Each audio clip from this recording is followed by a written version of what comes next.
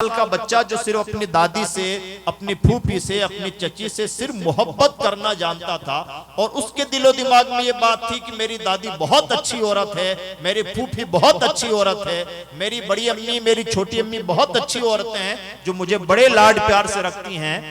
उस 5 साल के बच्चे के दिल में नफरत के जज्बात पहली मर्तबा उसकी नादान माँ ने पैदा किए और नादान माँ ने उसी बच्चे के बाप से चुगली करते हुए ये बताया कि तुम्हारी माँ बहुत बुरी औरत है। बच्चा सुन रहा है कि मेरी दादी, जिसको मैं बहुत अच्छा समझ रहा था, क्या सचमुच मेरी दादी उतनी बुरी औरत है जैसी मेरी माँ मेरे बाप को बता रही है। बताइए 5 साल के बच्चे को नफरत की तरबियत किसने दी? और 5 साल की उम्र में अगर कोई बच्चा अपनी दादी से नफरत करना सीख गया, 25 साल की जब उसकी उम्र होगी तो वही बच्चा अपनी मां को घसीट करके ओल्ड एज हाउस में पहुंचा रहा होगा और अपनी मां से खुल्लम खुल्ला नफरतों का मुजाहरा कर रहा होगा। 25 साल की उम्र में शिकायत है कि बच्चा हमसे मोहब्बत नहीं करता। सवाल यह पैदा होता है कि बच्चे की नफरत करने की इब्तिदा कहां से हुई, उसे नफरत करना सिखाया किसने था, उसके जिम्मेदार कौन? सिखाया किसने था? माँ बाप ने सिखाया, माँ बाप की नादानी ने सिखाया।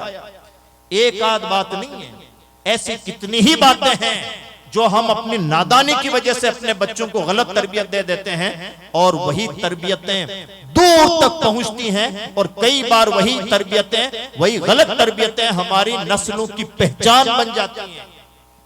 बहुत दुख की बात है कि आटा सस्ता, आटा मुश्किल से मिलता है और क्या चिट्ठा किट्ठा चिट्ठा, जो भी अजीब अजीब मनहूस किस्म की चीजें आ गई हैं। इसलिए कि हमारा मुल्क तो वो समझौतेवादी मुल्क है। 2 चीजें ऐसी होती हैं कि किसी भी डेवलप कंट्री में उनमें समझौता नहीं होता है। दवाओं में समझौता नहीं होता है, यानी मेडिकल में समझौता नहीं होता है, और फूड में समझौता, खान पान में समझौता नहीं होता है। हम उस मुल्क की अच्छी जनता है जहां पर इन दोनों में भी बला का करप्शन, कोई फर्क नहीं पड़ता है कि फूड के नाम पर कौन कितना केमिकल खिला रहा है। ना आप कोई गिजा ओरिजिनल गिजा रही है, ना दवा ओरिजिनल दवा रही है। सर से लेके पांव तक पूरा वजूद डुप्लीकेट बन चुका है और पूरा वजूद जहर बन चुका है। यही वजह है कि ऑन माइक लोग बात करते हुए कब लुढ़क जाते हैं और कब किसकी मौत की खबर मिल जाती है, कुछ जमानत नहीं। हमारे मुल्क में मौत की तरक्की है, जहां दुनिया कहीं समझौते नहीं करती, हमारे यहां उसमें भी समझौते होते हैं और छोटे लेवल से लेके बड़े लेवल तक समझौते होते हैं। और गरीब लोगों को तो पूछता भी कौन? वैसे भी गरीब मुल्कों की जनता की कोई हैसियत नहीं होती। जनता ही अपना भला करे तो समझदार, और अगर जनता ने भी अपना भला करना छोड़ दिया तो ऐसे लोगों का कोई पुरसान हाल नहीं होता। 141 करोड़ में से एक है, कौन पूछता है? मरे तो क्या फर्क पड़ता है और जिंदा रहे तो कौन सा तीर मार लेंगे। तो हम तो वो लोग हैं जहां हर मोड़ पर समझौते हो रहे हैं।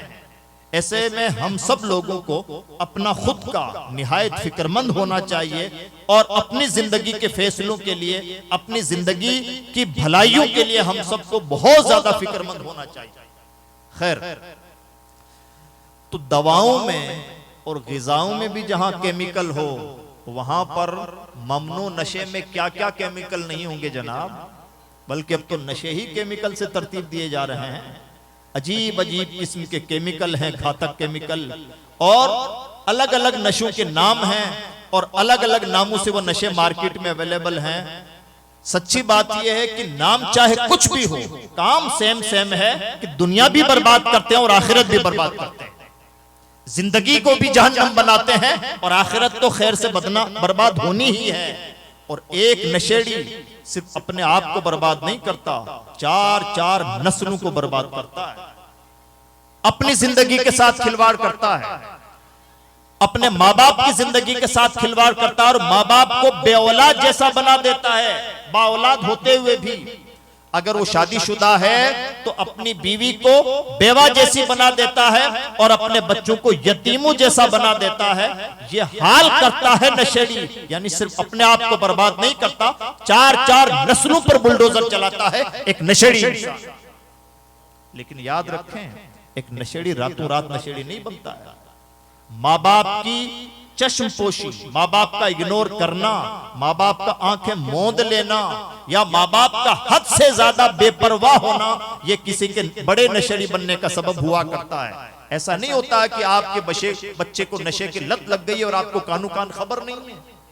इतने भोले सीधे हैं कि जूते की खरीदो फरोख्त से पहले तो 10 बार आप हिचकिचाहट करते हैं और 10 बार आप बातें करते हैं, और आपके घर में आपकी कोख में परवरिश पाने वाला नशे का आदी हो गया और आपको कानू कान खबर ही नहीं है। आप इतने भोले सीधे हैं, और सचमुच इतने भोले सीधे हैं तो सच्ची बात तो यह है कि आपको माँ बाप होने का हक ही नहीं।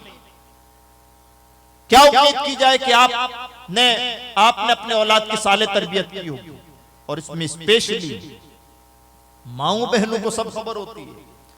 बच्चे नशेड़ी होते हैं, बाप को खबर हो या ना हो, मां को खबर होती है, और बच्ची गलत रास्ते पर जा रही है। हो सकता है बाप को भनक ना भी लग पाए, लेकिन पैदा फरमाने वाले ने औरत को इतना हसास दिल दिया है कि औरत दूर से देख के महसूस कर सकती है कि मेरी बच्ची का किरदार क्या है। प्रॉब्लम यह है कि मुफ्ती रफीक साहब ने अगर आके कानों में खबर भी दे दी कि भाई अपने घर को जरा संभालो, तुम्हारे घर के अंदर के हालात ठीक नहीं है, तो हम इन्हीं के गले पड़ जाते हैं और कहते हैं मुफ्ती साहब आपने तो हमारी बच्ची पर, हमारे बच्चे पर इल्जाम लगा दिया, ऐसा कैसे हो सकता है, मेरा बच्चा तो यूं है और मेरा बच्चा तो यूं है।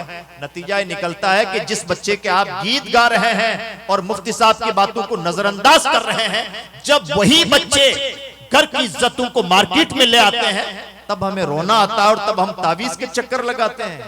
मेरे भाई, सिर्फ तावीजों से कौमों का मुकद्दर नहीं बदलता। तावीजों की ये कहानियां नहीं हैं, और तावीज इन मकासद के लिए थे भी नहीं, और जो इस तरह के मकासद के लिए तावीज करते हैं वो तावीज करने वाले भी ठीक नहीं है और तावीज लेने वाले भी ठीक नहीं।